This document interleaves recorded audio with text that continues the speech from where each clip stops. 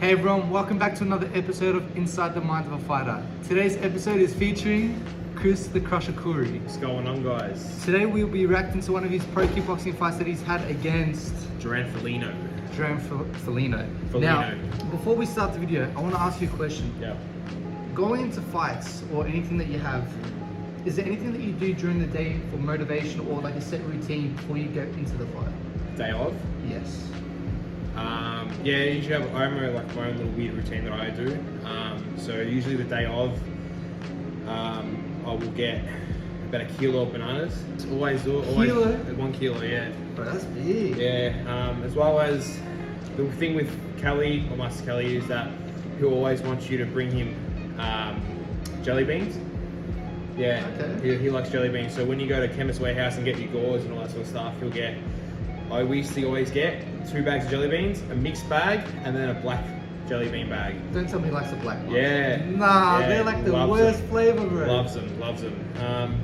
And usually, the thing with me is I'm a man of routine. So like I'll set, like when I get my hands wrapped, I only like being in the room with me and Master Kelly. It's just only us two in the room. I just don't like anyone else in there. That's just the way I am.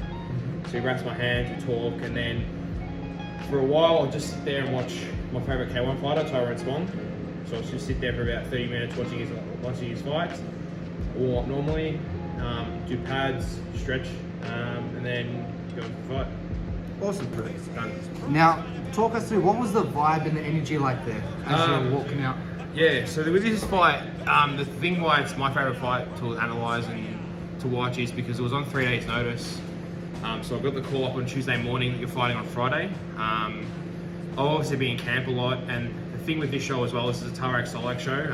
Obviously, you know, last year he passed away. You know, rest in peace to Tarak Solak. He was one of my favourite promoters to be on his show. He always wanted a big hype, big crowd. That's why I like to be entertaining, especially when I fight. I just want to jump around, jump around, do whatever I want. After this, when they have the camera panning on me, I just stare into the camera the whole time because it was live on Fox Sports. So okay, was there a reason why you just stare into the camera? The reason why is because when I first met Tarek, he's like to me, make sure you put on a show. Okay. So no matter what I was doing, I was always putting on a show. So always smiling and dancing and singing, being my jovial self anyway. Yeah. Yeah, so that was probably the big thing with this. And in terms of atmosphere, whilst you're in the ring, what did that feel like? This felt, it felt crazy because it was my first fight in Melbourne Pavilion. This one's at Melbourne Pavilion? Yeah, Melbourne Pav, yeah. So this was, the first fight, the show I fought on in Melbourne Pavilion was this show. And it was more of a glamour sort of show, hence why there's a lot more tables than there was normally in amateurs. And you can see my bald head there. For some odd reason, I got a haircut the day of as well, which I usually don't do, but I didn't like my haircut previously, so I got it shaved it off myself. Hey, fair enough, don't have to worry about it. Now you're in here, what do you feel at this point? Like your name's getting called out, you got a smile on your face, you're just hyped and G'd up? Yeah, hyped and G'd up, especially. I was enjoying the moment. I mean, I had nothing to lose. So I went in there with nothing to lose, only all to gain. So this individual that you're versing, is he a more decorated individual than you at this time? At this time he was. Doesn't really speak for itself. His record's less than mine, but he's had bigger opponents, bigger names. And he obviously was prepped for this fight. Mine was only on 3 days' notice. Do you reckon that played a factor, the 3 days' notice? Yeah, a little bit. In terms of fitness? Yeah. Do you reckon that played a factor? Yeah, for sure. Fitness. Mentally? Not mentally, no. I always go into the ring thinking I'm the baddest man in the world. No one can hurt me. So mentally, I was fine. It was just fitness-wise, but obviously you can't see from my t-shirt being on. Obviously, I didn't look aesthetic, but my build, I'm considered a fitter heavyweight. At this point, do you normally fight at a lighter weight when you're going to these fights? No, I was heavier this one. I was heavier. I was about 5-10 kilos heavier than what I usually am. Do you reckon that makes a big significant difference when you fight? Do you feel a big difference fighting a little bit like those 5 kgs heavier as opposed to your normal fight weight? For me, absolutely. I feel that I feel a lot better being 5-10 kilos lighter than I usually am. So yeah. Now at this point the fight started, right? Is there anything that you've got set in your mind, the game plan? What was the game plan here? Didn't really have a game plan as such because I didn't really know my opponent much. I know he was a big power puncher, so I wanted to try and avoid his right hand, which... So is this a process of feeling out? Yeah, feeling out. The thing with me as well, I'm a slow starter when I fight. I always come on later in the rounds. Unfortunately, Darren Hitchcock there didn't see that as a illegal need of the balls, but you know, it So kind of was. Went on. Yeah, so filling out process for me. It was 2 minutes though, so I haven't really got that much time to fill him out. Is that normal? Is that like shorter rounds for what you prefer, or do you I normally prefer like threes. so longer? Yeah, for threes. As opposed to Threes are 2 better. minutes and 3 minute fights, Yeah. do you reckon there's a big difference Absolutely. in terms of what? 2 minutes, you have to sprint more. You have the extra minute to sort of like relax and unwind if you need to, and then fill your opponent out a little bit more. Whereas 2 minutes, you haven't got that luxury. Now, can you hear your corner at all? Yeah. So when I fight, I always tend to hit everything. Even the audience? Yeah. Okay. Yeah. Is Kelly telling you anything specific to do? Now. Yeah. Or in the corner in general, is he telling you do this, do that? In or the is he corner- letting you just fight your fight? Now in the corner, he's a lot more vocal and hands-on. Is that the style you like? Yeah, for sure. All right, so now we'll see coming up now. I will drop my hand here. I'll get hit with the front kick with the left or right leg, left leg, and then I get hit with an overhand and I get dropped. Boom. Yeah. Now, at this point, what's running through your mind? Like, you've been knocked down, it's just near the end of the round as well. Yeah, what's running through my mind is, oh shit, I should have kept my chin down. Yeah. I get to the corner, a little bit more dazed now, hands are up high, and then luckily the bell went now. At this point, I'm still a little bit dazed and hazed, and then I'll tell you the exact point when I was sweet. So at this point, you're still feeling Right a bit now. weird. Right now. Okay. So when they put the ice on the back of my neck, I was fine. Does that like stop whatever's going through your? Like, For me, it was like. As in, like, a wake I you woke up? Yeah. Okay. Yeah. And then this time it's just like, all right, he's gonna come out heavy. Make sure you keep your chin low. Is the best way to describe getting dropped like that as in you're being dizzy? Is that the best way to describe it? Yeah, I'd say so. Being dizzy, you see black for quite a little bit, then you get up and you're a little bit still hesitant, very dazed. Do you feel your legs? Because apparently sometimes with fighters they say they don't feel their legs when they get dropped. No, I'd say it's the same thing. You don't really feel your legs, you more feel your upper body. Now, after you got dropped like that in this second round, were you more hesitant, or were you like, nah, I've got to come out a bit more harder than I normally do? Because he maybe stole that round because of that. Yeah. So he definitely stole that round because of that. I know for a fact he was going to come out heavy because he dropped me in pretty much in the end of the round. So I knew he was going to come out heavy. So I had to keep my hands up. So I keep my hands up a little bit higher here. I'm not really hesitant to throw, but I'm very wary. So I keep my hands up. He gets here, and then about now, I hit him with a left hook, and then Change the momentum? change the momentum. Yeah. So the exact point I'll show you here. So this point now, I think he unloaded his gas tank. Now I was going to say, you reckon he's fatigued himself a little absolutely. bit at this point? Yeah. So he's still come rushing, and at this point in time, I start taking the round off him. So I threw a left knee and a left hook after this. We can see the momentum change. Yeah. Now, with your fighting style, do you like to Yeah. come forward or do you like to come backwards? So I've changed my style a little bit. So when I was doing like in this fight, I'm more of a hunter style, but it's a lot more high risk, high reward. So you get hit a lot more than you would if you're playing the more safe game, like say Israel Adesanya, Yep. or like a Floyd Mayweather. Now, when you're fighting your opponent like that, Yeah. you said that you're able to hit almost everything, right? Yeah. When you're fighting an individual, do you kind of listen into their corner as well? To hear what they're saying, maybe like counter whatever they Yeah. say to their fighter? Yeah. So with this one, he was like, I knew when he was going to throw the right hand because they kept corners saying right hand. So whenever they said Yeah. it, you did it. Yeah. And now Kelly's just like spurring me on. You can feel the energy at this point. Everyone's trying to get you going. And then with the left hook, right uppercut, left hook. Did you have a lot of friends and family here then at a this high event? kick. Yeah. So the reason I had a lot of friends, and I had a lot of friends watching as well because it was live. Does that play like an element of pressure, knowing that they're there, knowing that they're No. watching? I think it's a welcomed like addition to it. I mean, you're fighting my army pretty much. That's what I think anyway. All right. So this Yeah, point in so- time, this is where I get my. Go for it, bro. So this is where I get my. So if you've ever been if I'm ever in your corner at all, which I have been in a couple of fights, this is where I start to boost you up. I get it from Cal now. Okay. Because I'm on.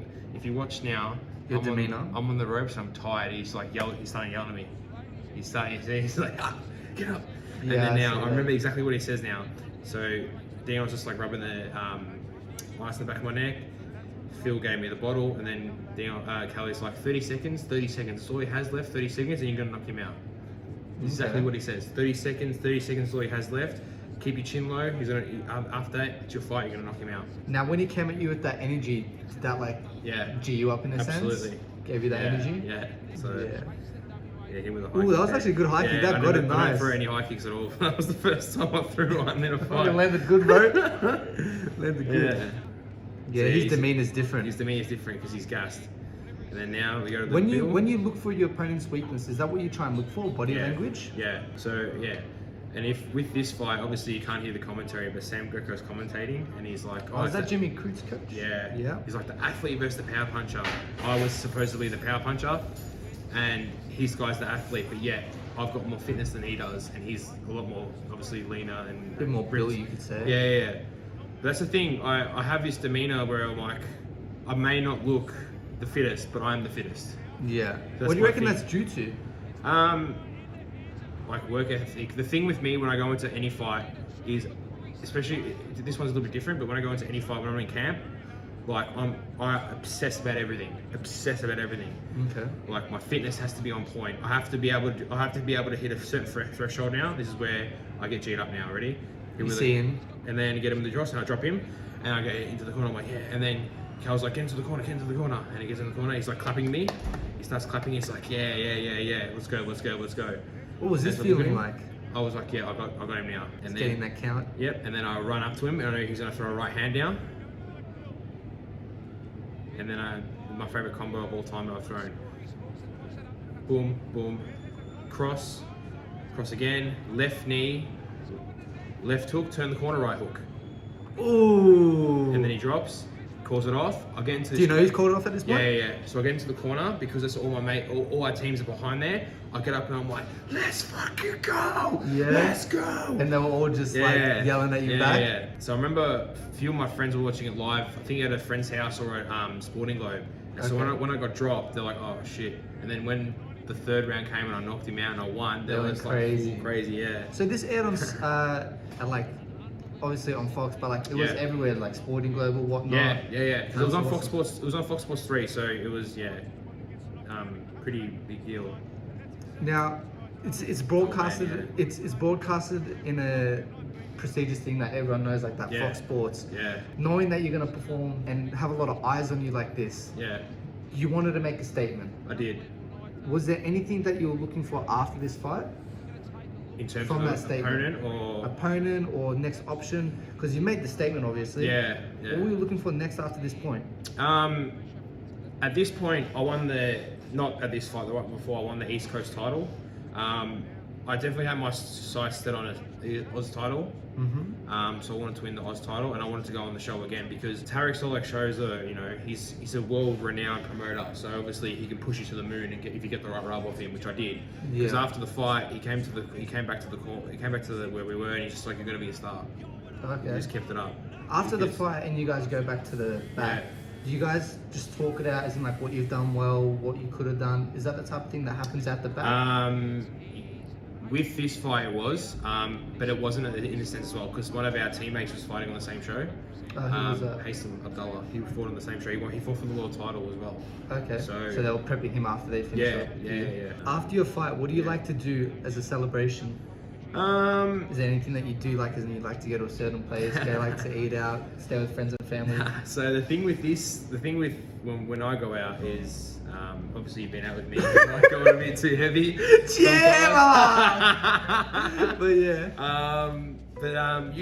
After this fight we got dinner at Logan Street, and then I think I went home afterwards. I didn't do anything that much tame or wild, but yeah, usually I like having. I find for me having that a week off, like just to after my fight, just to unwind, don't think about anything, and just relax. That's what I find helps me. Especially you deserve it at the end of the day. Yeah, true. Because especially with me is like when I'm in training camp, I obsess about everything.